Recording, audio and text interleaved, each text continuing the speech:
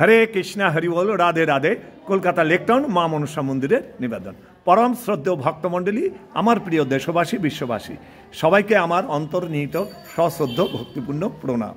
সবাই ভালো থাকুন, সুন্দর থাকুন, সুস্থ থাকুন, এই প্রার্থনা রাখি ঈশ্বরের চরণে। আজ 5ই জানুয়ারি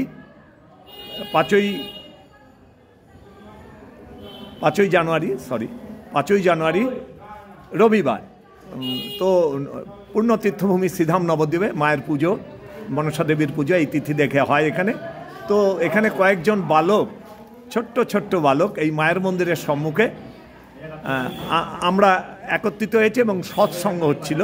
এরা ধামের মানুষ, তো সৎসঙ্গ মোটামুটি হরিকথা আলোচনা করে। তো এরা কিছু প্রশ্ন রাখতে চাচ্ছে, শুনুন। রাধে রাধে ভাই, কথা বলো না, ভিডিও হচ্ছে। তো এখানে সেই আপনাদের ঘুরিয়ে দেখাই এবং মনে হচ্ছে ভিডিওটা খুব সুন্দর হবে। হরে কৃষ্ণ হরি বল, আপনাদের আশীর্বাদ আমার পথের পাথেও। রাধে রাধে। চলুন ঘুরে দেখি। এই বালক তিনজন, আর এখানে মাতা মা মনসা দেবী। আজকে মায়ের মেইন পুজো, রবিবার 5ই জানুয়ারি। ওখানে মাতা গন্ধেশ্বরী দেবী। এখন প্রভাতকাল, 10টা থেকে ঠাকুরমশাই আসবেন, তখন আমরা ছোট ভিডিওতে আসবো। চলুন আমরা মূল কথায় ফিরে আসি। রাধে রাধে। জয় জয় দেবী মা মনসা, আমার মনের এই মন্দিরে পূরণ করো যত আশা। জয় জয় দেবী মা মনসা। রাধে রাধে। হরে কৃষ্ণ হরি। আচ্ছা, এই 3 মূর্তি বাচ্চা ছেলে, খুব কম বয়স। বাবা, তোমার নাম কি বলো? জোরে বলো। প্রীতম দেবনাথ। আচ্ছা, বাড়ি কোথায়? ব্রজানন্দ গোস্বামী রোড। কোন জায়গায় এটা?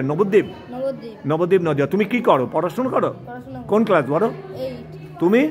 আমার নাম পল দাস। হ্যাঁ, ব্রজানন্দ গোস্বামী রোড, নবদ্বীপ নদিয়া। আচ্ছা, কোন ক্লাস? 9।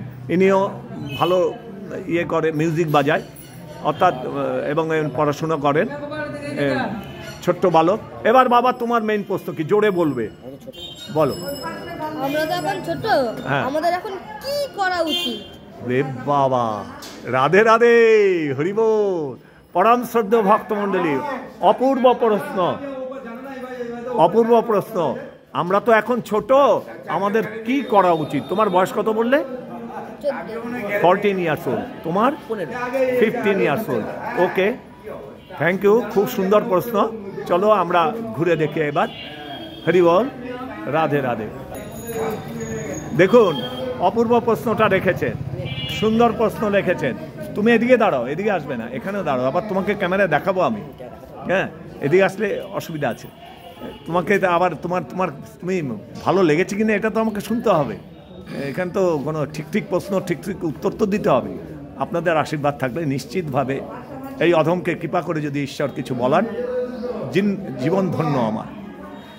এরা সব ধামের মানুষ, নবদ্বীপে এদের জন্ম।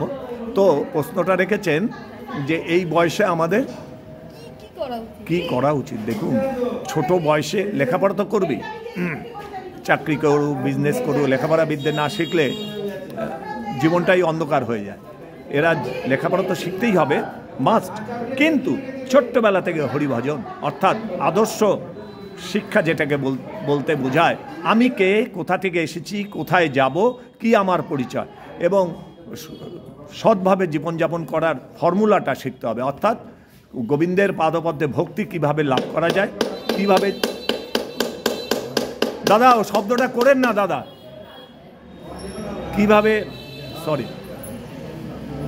কিভাবে ভজন করা যায়, কিভাবে হরিভক্তি লাভ করা যায়। যেন প্রহ্লাদ মহারাজ খুব ছোটবেলা থেকেই ভজনানন্দী, উনি জন্মসূত্রে ছিলেন, পূর্বজন্মের উনি মহা বৈষ্ণব ছিলেন, মহাভক্ত ছিলেন, ছোট্টবেলা থেকেই উনি ভজনানন্দী। তেমনি যারা ছোট, যারা খুব চাইল্ড, তাদের যেরকম আধ্যাত্মিক চেতনা শিক্ষা, তেমনি পুঁথিগত শিক্ষা, দুটোই প্রয়োজন। জীবিকা নির্বাহের জন্য পুঁথিগত বিদ্যা খুবই প্রয়োজন, এবং আধ্যাত্মিক চেতনা তো দরকার। নৈতিক চরিত্র, সারা বিশ্বকে ভালোবাসা, সারা বিশ্বকে প্রেম প্রীতি শুভেচ্ছাময়, যাতে আমরা মানুষ এবং জীবজগৎকে ভালোবাসা, এটা হচ্ছে ধার্মিক বা ন্যায়নীতি পরায়ণ। অর্থাৎ তার চরিত্রকে এইভাবে সুন্দরভাবে তুলে ধরা। তোমাদের এটা তো করতেই হবে বাবা, তোমরা আমার অনেক ছোট, অনেক বালক তোমরা। মেইন তুমি প্রশ্নটা করেছো খুব বুদ্ধি করে, আমাদের কি করা উচিত। যেরকম আধ্যাত্মিক চেতনা সম্পন্ন গ্রন্থ পড়ে বা বাবা মার থেকে বা আচার্যগণের থেকে শিক্ষা নেওয়া, তেমনি আমাদের অর্থনৈতিক জন্য যে শিক্ষা সেটাও গ্রহণ করা খুবই দরকার, নাহলে তো জীবিকা নির্বাহের জন্য। তবে আধ্যাত্মিক চেতনা জাগলে অর্থনৈতিক সব দিক দিয়ে উনি চাঙ্গা করে দেবেন প্রভু, এতে কোনো ভুল নাই। তোমরা মেইন হচ্ছে তোমাদের সুন্দর জীবনযাপনের জন্য সুন্দর রাস্তা বেছে নেওয়া। ছোটোবেলা থেকে হরিভজনে নামলে যত তাড়াতাড়ি তার সঙ্গে কানেক্ট হতে পারবে, সারাটা জীবন তোমার ফুলে ফুলে ফুলে ফুলে ভরে যাবে। তুমি হিংসা করবে না, বিদ্বেষ করবে না, তুমি একটা কুকুরকে অন্যায়ভাবে কিল করবে না, একটা বেড়ালকে মারবে না, যা আমরা করে থাকি। বালকরা এক বালক আরেক বালককে কিল করে দিচ্ছে, সেটা আসবে না। তোমার প্রেমের মাধুর্য থাকবে, তুমি বুঝবে আমি কে, কোথা থেকে এসেছি, কোথায় যাব, কি আমার পরিচয়, দুদিনের জন্য পৃথিবীতে এসেছি, আজ বা শতবর্ষে অবশ্য মৃত্যু। এগুলো তোমাকে তুমি যখন শিখতে পারবে, তখন তোমার ইজি হয়ে যাবে।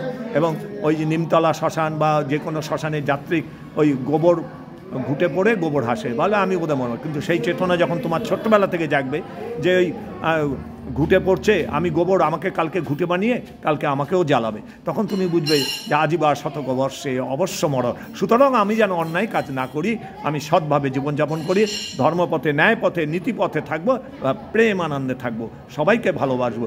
এটা হচ্ছে আদর্শ তৈরি করা ছোট্টবেলা থেকে। রামকৃষ্ণ পরমহংসদেব, স্বামী বিবেকানন্দজির গ্রন্থ, সৎ গ্রন্থর সঙ্গে স্কুল কলেজের বই পড়া, তাহলে কী হবে, তুমি স্ট্রং হয়ে যাবে, মাস্তি হয়ে যাবে। তুমি তখন ছোট্টবেলা থেকে তোমার নৈতিক চরিত্র এমনভাবে গঠন হবে, সারাটা জীবন ফুলে ফুলে ভরে যাবে। তুমি কিছু বুঝতে পারছো বাবা, সেটা আমাকে বলো, বুঝতে পারছো কিছু? পাচ্ছ? ভালো লাগছে? তার মানে দুটো জিনিস চলবে, লেখাপড়াও যেমনি চলবে, তেমনি আধ্যাত্মিক চেতনা সম্পন্ন গ্রন্থ এবং সেই জ্ঞান অর্জন করতে হবে, যাতে আমি সুস্থ সুন্দর মতো জীবনযাপন করতে পারি। কিরম লাগলো? তিনজনই বলো একসঙ্গে। ভালো লাগছে? ওকে, এখানে বিশ্রাম রাখি, এই কথার শেষ নেই, অনেক বড়। রাধে রাধে।